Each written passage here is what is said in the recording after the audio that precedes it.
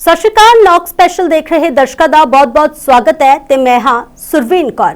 ਗੱਲ ਕਰਾਂਗੇ ਮੱਧ ਪੂਰਬ ਦੇ ਵਿੱਚ ਲਗਾਤਾਰ ਵੱਧ ਰਹੇ ਤਣਾਅ ਦੀ, ਜਿੱਥੇ ਹਾਲਾਂਕਿ 2 ਹਫ਼ਤਿਆਂ ਦੀ ਸੀਜ਼ਫਾਇਰ ਦਾ ਐਲਾਨ ਜੋ ਹੈ ਟਰੰਪ ਦੇ ਵੱਲੋਂ ਕੀਤਾ ਗਿਆ। ਸ਼ਰਤਾਂ ਜੋ ਨੇ ਉਹ ਈਰਾਨ ਦੇ ਵੱਲੋਂ ਰੱਖੀਆਂ ਗਈਆਂ ਸੀ ਤੇ ਕਿਤੇ ਨਾ ਕਿਤੇ ਕਿਹਾ ਜਾ ਰਿਹਾ ਸੀ ਕਿ ਟਰੰਪ ਜੋ ਹੈ ਈਰਾਨ ਦੀਆਂ ਸ਼ਰਤਾਂ ਦੇ ਅੱਗੇ ਝੁਕਿਆ, ਪਰ ਹੁਣ ਇਸ ਵਿਵਾਦ ਦੇ ਵਿੱਚ हलचल मचती हुई दिखाई दे रही है।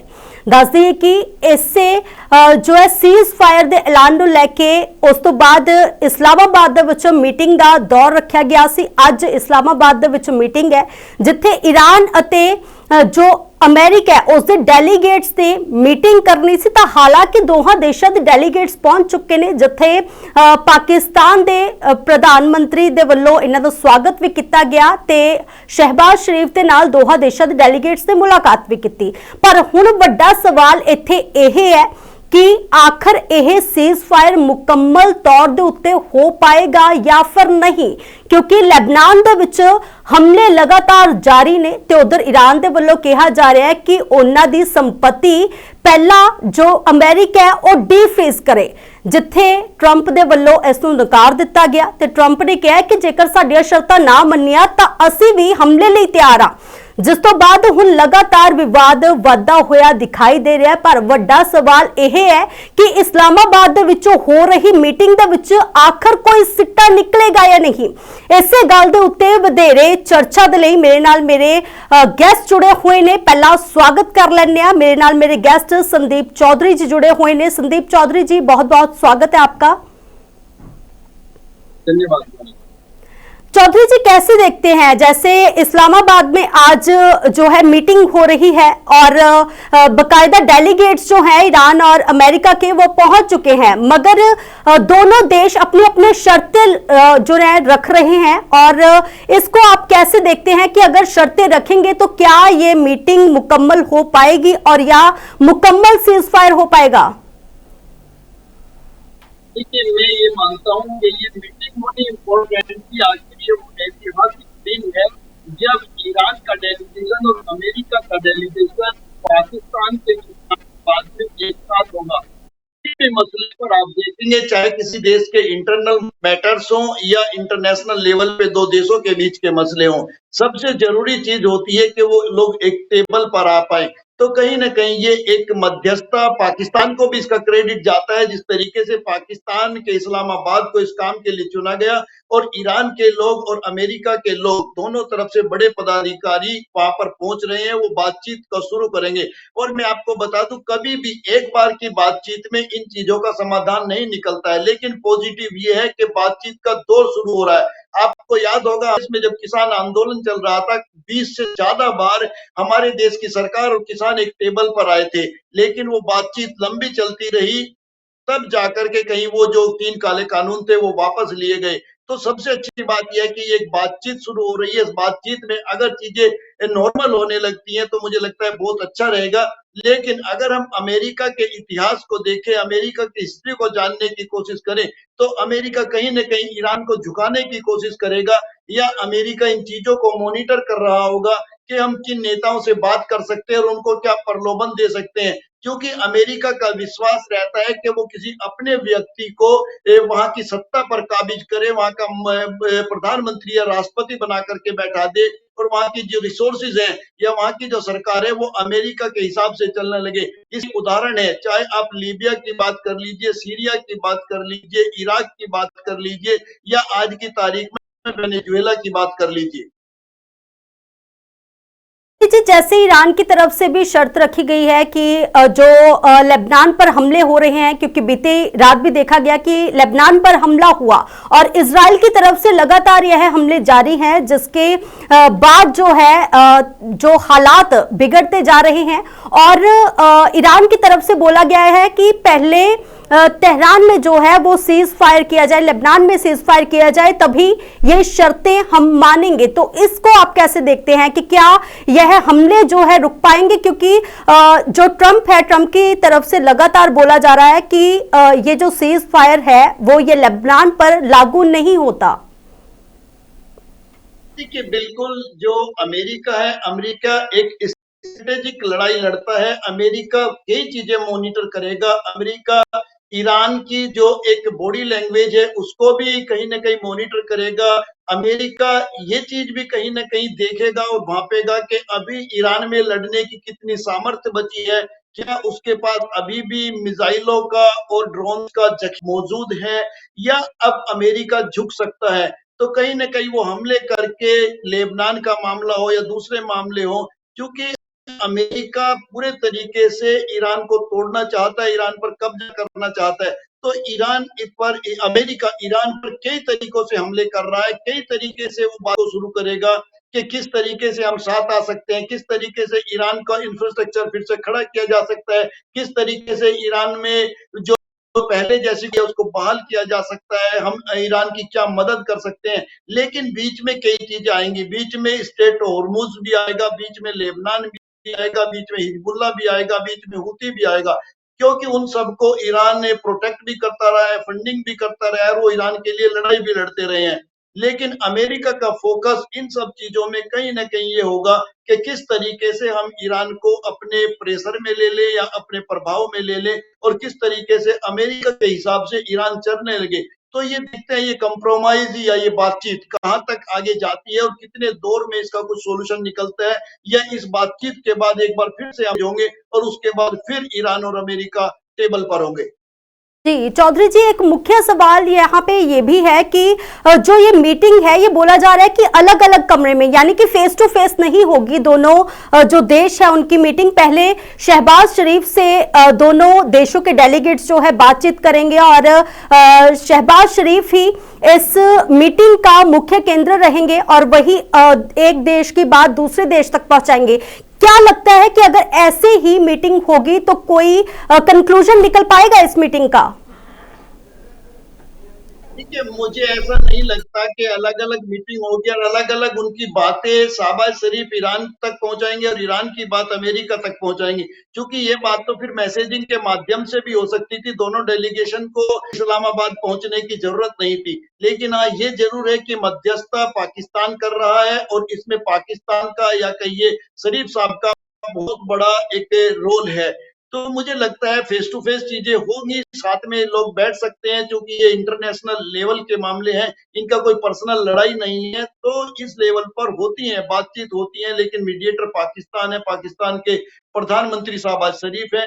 तो अब देखते हैं इसके क्या नतीजे निकल करके सामने आते हैं, क्या रिजल्ट निकल करके सामने आते हैं, ये हमें पता चल जाएगा। लेकिन ये एक ऐतिहासिक दिन होगा और मुझे लगता है पाकिस्तान को इसकी मेजबानी करने का मौका मिला। ये भी एक हिस्ट्री बन गई है कि पाकिस्तान ने अपने आप को कहां इस आज पहुंचा दिया है। जैसे कभी हम बात करते थे, शिमला समझौते की बात होती थी, मास्को समझौते की बात होती थी, तो ये इस्लामाबाद समझौता भी एक बहुत बड़ा मतलब हिस्ट्री बन गया है। लोग इसको पढ़ेंगे कि अमेरिका और ईरान की जब पहली बार बातचीत हुई तो वो पाकिस्तान के इस्लामाबाद में हुई। जी चौधरी साहब, और ट्रंप की तरफ से बोला गया है कि अगर हमारी शर्तें ईरान मानता है तो ठीक है, वरना ईरान तैयार रहे हमारे हमले के लिए और हम भी तैयार हैं हमला करने के लिए। तो क्या लगता है अगर इस्लामाबाद की मीटिंग जो है सफल नहीं होती तो क्या यह युद्ध जो है और बड़ा हो सकता है?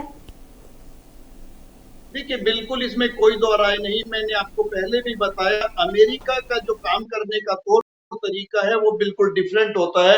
अमेरिका पीछे हटने वाला नहीं है, क्योंकि अमेरिका काफी इन्वेस्ट कर चुका है और अमेरिका काफी हद तक ईरान की कमर तोड़ चुका है। अमेरिका ये अच्छे से जानता है कि उनके जो सुप्रीम लीडर थे खामनेई साहब, उनको वो मार चुका है, सुलेमानी को वो मार चुका है, लारीजानी को वो मार चुका है, उनके जितने भी एयर बेसिस थे को वो तबाह कर चुका है, एयरफोर्स को तबाह कर चुका है। तो आज की तारीख में ईरान बैकफुट पर है और वही बात है कि मरता क्या ना करता। इसीलिए आज ईरान मुझे लगता है इस बातचीत के लिए तैयार हुआ है, क्योंकि ईरान बहुत कुछ खो चुका है और अमेरिका ने अपने कुछ गिने चुने सैनिक खोए होंगे, एक दो चार जहाज खो दिए होंगे, लेकिन इन सब चीजों से अमेरिका पर फर्क नहीं पड़ता। अमेरिका की नजर इस युद्ध को आर पार करने की है। आर पार से मेरा मतलब है कि वो ईरान में आता है, ईरान में अपना एकाधिकार चाहता है, ईरान की सत्ता को अपने तरीके से चलाना चाहता है, जैसे वेनेजुएला और दूसरे कई राष्ट्रों की वो सत्ता चला रहा है। चौधरी साहब, जैसे कि आपने भी जिक्र किया कि बड़ी तबाही हुई है इस युद्ध की वजह से और ईरान ने काफी कुछ खो दिया है, और अगर ये युद्ध और बढ़ता है तो किस लेवल तक तबाही और हो सकती है?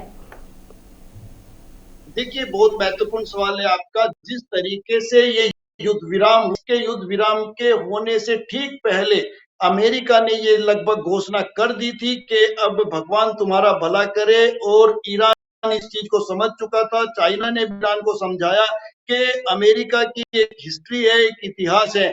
जब भी चीजें इस मुकाम तक पहुंच जाती है तो वो परमाणु बम गिराने की धमकी एक तरीके से इनडायरेक्ट वे में डोनाल्ड ट्रंप ईरान को दे चुके थे, और इतिहास अपने आप को दोहराने की कगार पर था। जिस तरीके से आपको याद होगा, जापान के नागासाकी और हिरोशिमा में अमेरिका ने परमाणु बम गिराया था, तो वो स्थिति ईरान में आने के लगभग उसी कगार पर बात पहुंच चुकी थी। लेकिन सही समय पर ये युद्ध विराम हुआ और आज बातचीत हो रही है। अब देखते हैं, बातचीत पॉजिटिव रहती है, अमेरिका को पॉजिटिव लगती है, चीज सही रास्ते पर नहीं चलती है, तो ये युद्ध एक बार फिर से आपको भड़कता हुआ दिखाई देगा। जैसे कि चौधरी जी, ऐसी बात भी सामने आई कि 2 से 3 दिन तक ये मीटिंग जो है जारी रह सकती है। आपको क्या लगता है कि इस मीटिंग में अब क्या कुछ होने वाला होगा, और क्या तथ्य सामने आएंगे जिससे इस युद्ध को अब विराम लग सकता है? देखिए, मैं आपको बताऊं, इस युद्ध में ऐसा होने वाला है, जैसे अमेरिका की हिस्ट्री को हम लोग रीड करते हैं और अमेरिका के स्ट्रेटेजी को समझते हैं। अमेरिका ये बात कहेगा कि स्टेट ऑफ हॉर्मुज सबके लिए खुला रहना चाहिए, उसमें कोई इंटरफेयर नहीं होना चाहिए, क्योंकि वो केवल ईरान का तेल वहां से नहीं जाता है, दुनिया के कई देशों का तेल वहां से गुजरता है, और जिनकी सिक्योरिटी की जिम्मेदारी अमेरिका के ऊपर है। ये आ सकती है कि अमेरिका आपके इंफ्रास्ट्रक्चर आपको पहले की तरह खड़ा करने में मदद करेगा। आपकी जो बिल्डिंग्स हैं या जो स्कूल है उनको बनवाएगा, आपके एयरपोर्ट को बनवाएगा, आपकी सुरक्षा देने का काम अमेरिका करेगा। लेकिन उसके एवज में अमेरिका बहुत कुछ ईरान से चाहेगा, वहां के तेल भंडार पर अपना कब्जा चाहेगा, वहां के गैस पर अपना कब्जा चाहेगा, और कुछ अर्थ रेयर मिनरल्स हैं जिन पर अमेरिका की पूरी दुनिया में नजर है, उन पर भी अमेरिका कब्जा करना चाहेगा। जिस तरीके से वो कुवैत में कर रहा है, कतर में कर रहा है, इराक में कर रहा है, सीरिया में कर रहा है, या आज की तारीख में वो वेनेजुएला में कर रहा है, उसी तरीके से उसी पैटर्न पर ईरान के साथ अमेरिका काम करना पसंद करेगा।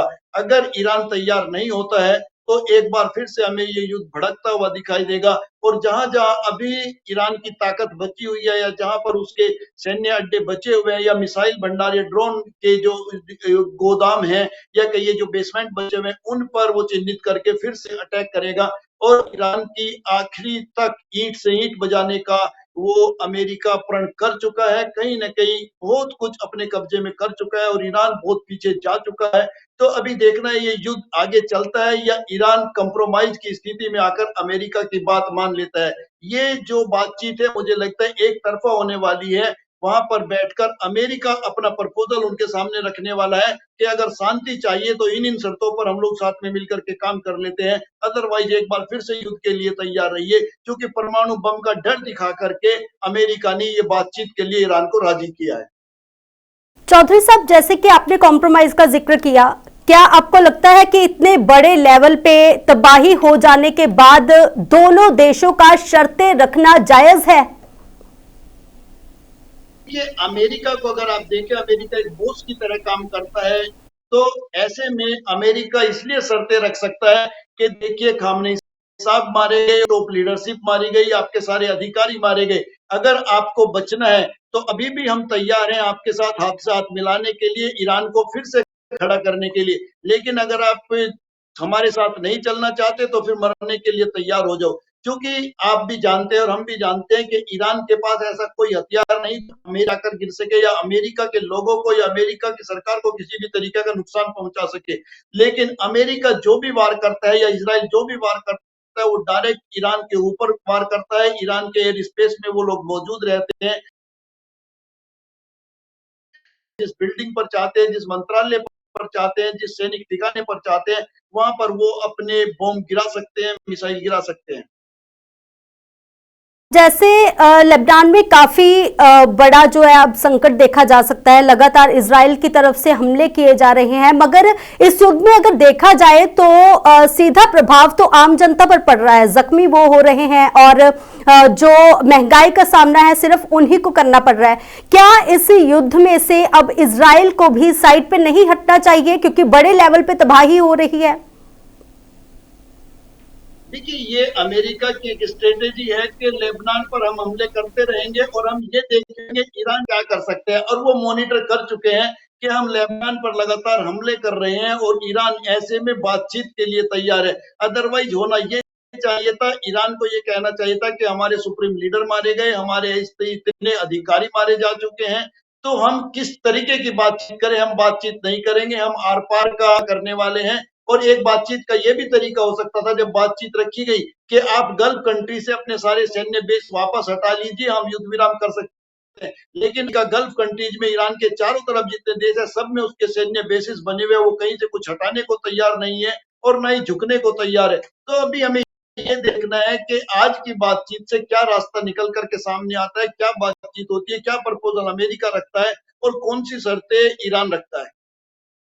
जैसे कि आपने जिक्र किया कि आज की जो मीटिंग है वो बहुत महत्वपूर्ण मानी जा रही है इस युद्ध को रोकने के लिए, मगर अगर इस मीटिंग में कोई कंक्लूजन नहीं निकलता तो और क्या कुछ देखना पड़ सकता है? जैसे कि हमने पहले भी देखा कि इस युद्ध का जो प्रभाव है वो पूरी विश्व भर में देखा गया, किस तरीके से महंगाई बढ़ी, गैस सिलेंडर की कीमतों पर प्रभाव पड़ा और तेल की कीमतों पर प्रभाव पड़ा। हालांकि जब सीज फायर का ऐलान किया जाता है तो कहीं ना कहीं लोगों को राहत जरूर मिलती है, मगर अगर इस मीटिंग में कोई कंक्लूजन नहीं निकलता तो और क्या कुछ देखने को मिल सकता है? देखिए, जिस तरीके से ये मीटिंग हो रही है, मैं आपको बताऊं, मीटिंग होने का एक बेनिफिट हमें और आपको मिल सकता है या दुनिया के तमाम देशों को मिल सकता है। ये मिल सकता है कि ये बातचीत जिस तरीके से चलेगी, इस युद्ध विराम को और लंबा बढ़ाया जा सकता है और इस बातचीत में ये चीजें भी निकल करके आ सकती है कि ठीक है, हम अपनी सरकार से या अपने लोगों से बातचीत करते हैं और उसके बाद फिर हम दूसरी कोई डेट डिसाइड कर लेते हैं, उसमें हम बैठेंगे। अमेरिका भी आपस में चीजें डिस्कस कर सकता है, अपनी कोई नई स्ट्रेटेजी बना सकता है, तो दूसरे के साथ अपनी जो भी बातचीत है, जो भी इनकी तैयारियां हैं, जो भी इन्होंने अपना एक रोड मैप तैयार किया है, उसको शेयर कर सकते हैं। अपनी अपनी समस्याएं और अपने जो भी प्रपोजल है उसको ये बता सकते हैं और उनको शेयर करके आगे 1 महीने के लिए इस युद्ध विराम को बढ़ाया जा सकता है, अगले 2 हफ्ते के लिए और इस युद्ध विराम को बढ़ाया जा सकता है। लेकिन इससे ये तो साफ जाहिर है कि न केवल ईरान, अमेरिका और इजराइल प्रभावित हो रहे हैं, इससे हिंदुस्तान भी बहुत ज्यादा प्रभावित हो रहा है, इससे बांग्लादेश भी प्रभावित हो रहा है, इससे दुनिया के कई ऐसे देश हैं जो लगातार प्रभावित हो रहे हैं, क्योंकि ये एनर्जी की सोर्स है और वही रास्ता है। कुछ दुनिया हमें ईरान से तेल और गैस लेती है, तो कुछ कतर से लेती है, कोई कुवैत से लेती है, तमाम ऐसे देश, और वो उस जगह खान है एनर्जी की, चाहे वो गैस की बात, चाहे पेट्रोलियम पदार्थों की बात कर ली।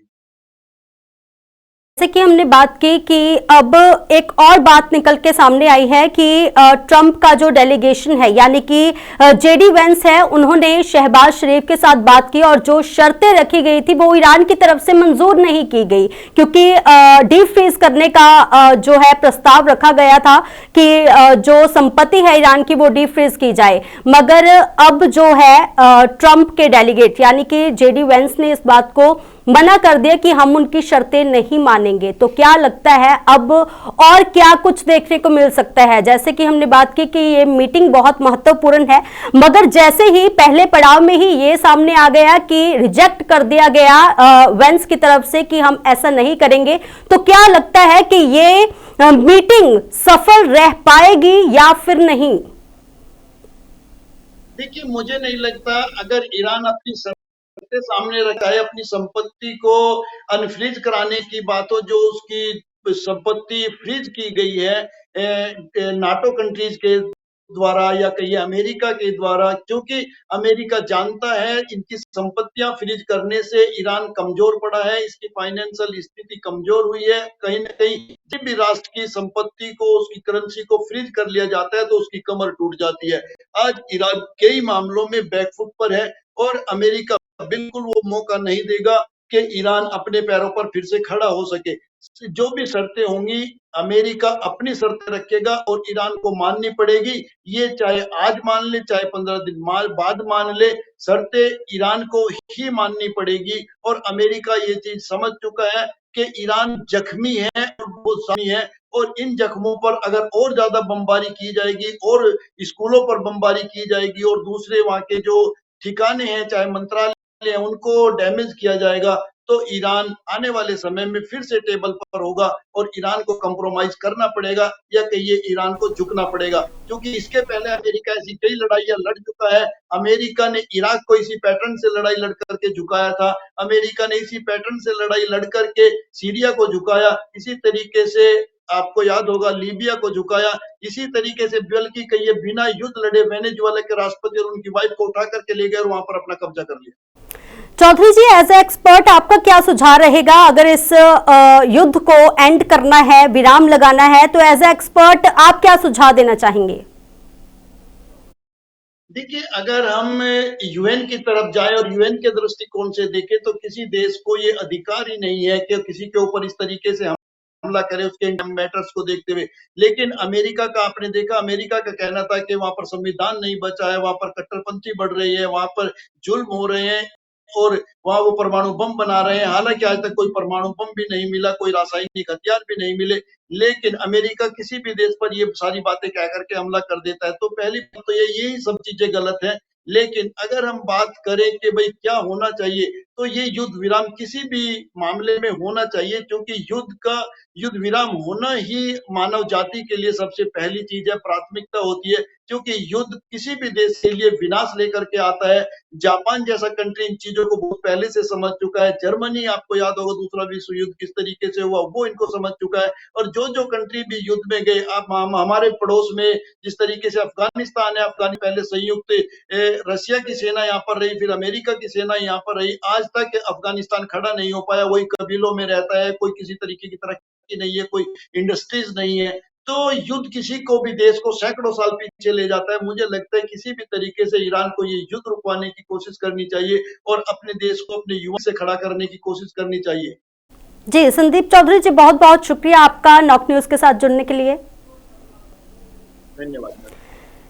ਤਾਂ ਮੇਰੇ ਨਾਲ ਮੇਰੇ ਗੈਸਟ ਜੁੜੇ ਹੋਏ ਸੀ ਜਿਨ੍ਹਾਂ ਦੇ ਨਾਲ ਇਸ ਯੁੱਧ ਦੇ ਉੱਤੇ ਕਿਸ ਤਰੀਕੇ ਦੇ ਨਾਲ ਰੋਕਿਆ ਜਾ ਸਕਦਾ ਹੈ ਇਸ ਯੁੱਧ ਨੂੰ, ਉਸ ਬਾਰੇ ਚਰਚਾ ਕੀਤੀ। ਤਾਂ ਹਾਲਾਂਕਿ ਜ਼ਿਕਰ ਕੀਤਾ ਗਿਆ ਜੇਕਰ ਮੀਟਿੰਗ ਦੇ ਵਿੱਚ ਸਿੱਟਾ ਨਹੀਂ ਨਿਕਲਦਾ ਤਾਂ ਇਹ ਯੁੱਧ ਹੋਰ ਭਿਆਨਕ ਰੂਪ ਧਾਰਨ ਕਰੇਗਾ। ਸਿਰਫ ਇਸ ਯੁੱਧ ਦਾ ਅਸਰ ਈਰਾਨ, ਇਜ਼ਰਾइल ਜਾਂ ਫਿਰ ਅਮਰੀਕਾ ਤੇ ਨਹੀਂ ਪਏਗਾ, ਸਗੋਂ पूरी दुनिया के उत्ते पएगा। हालांकि इस युद्ध नूं रोकना दोहे देश चाहते हैं, चाहे वह ईरान होवे या फिर अमरीका होवे, पर दोहे एक दूसरे ते अपनी लत रख रहे, यानी कि अपनी अपनी शर्तां मनवाउण दी कोशिश कर रहे हैं, जिस करके यह मामला होर पकदा जा रहा है। हालांकि अज दी मीटिंग दे विच इस्लामाबाद दे विच की कुछ होएगा, कोई शर्तां दे उत्ते या फिर शर्तां नूं मन्निया जाएगा या फिर नहीं मन्निया जाएगा, यह आने वाले समय दे विच देखना होएगा। पर पहले पड़ाव दे विच ही दोहा देशां ने एक दूजे दियां शर्तां नूं नकार दिता है। हुण आने वाले समय दे विच देखना होएगा कि आखिर यह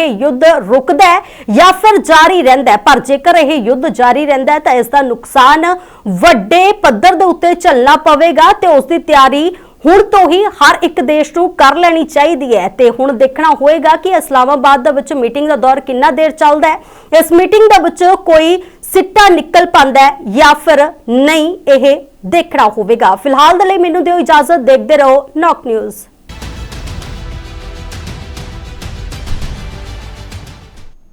मां प्यो बनन नूं तरसदे जेड़े हुण किलकारियां गूंजणगीਆਂ ਉਹਨਾਂ ਦੇ ਵਿਹੜੇ। क्योंकि IVF ਹੁਣ है safe, affordable and reliable। जी हां, ਤੁਹਾਡੀ ਆਸ ਤੇ ਸਾਡਾ ਵਿਸ਼ਵਾਸ ਜ਼ਰੂਰ ਪੂਰਾ ਹੋਵੇਗਾ। 20 ਸਾਲਾਂ ਦੇ ਤਜਰਬੇ ਅਤੇ 10,000 ਤੋਂ ਵੱਧ ਜੋੜਿਆਂ ਦੇ ਸੁਪਨੇ ਸਾਕਾਰ ਕਰਨ ਵਾਲੇ ਜਲੰਧਰ ਦੇ best IVF specialist doctor Sarabjit Singh. Bus ticket to India कराओ, मापे बनन ਦੀਆਂ ਖੁਸ਼ੀਆਂ ਲੈ ਆਓ। ਹੁਣੇ ਕੰਸਲਟ ਕਰੋ ਡਾਕਟਰ ਸਰਬਜੀਤ ਸਿੰਘ ਦੇ ਨਾਲ, ਦਿੱਤੇ ਗਏ ਨੰਬਰ ਤੇ ਕਾਲ ਕਰੋ ਜਾਂ ਵੈਬਸਾਈਟ ਵਿਜ਼ਿਟ ਕਰੋ।